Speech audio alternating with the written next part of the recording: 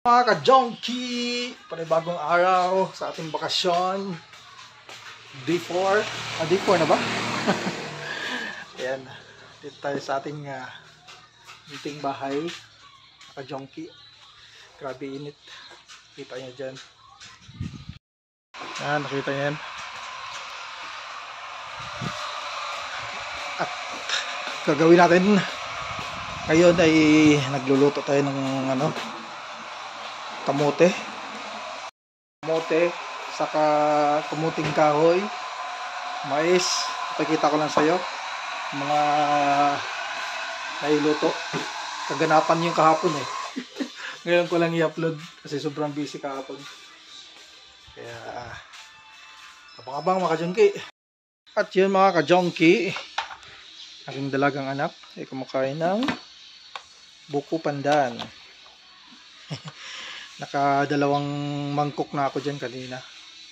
Ayan, anak kami. Paborito din niya yan eh. Kaya, ayan.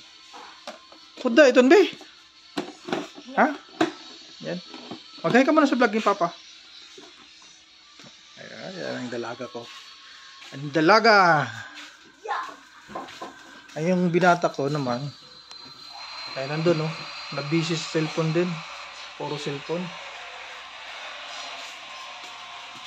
Mga ka-junkie, alawayin ko kayo sa kamote, sa kamuting kahoy. Dalawang kamote ba? Isang kamuting sweet kamote, saka isang kamuting kahoy. Ito yung matamis na kamote.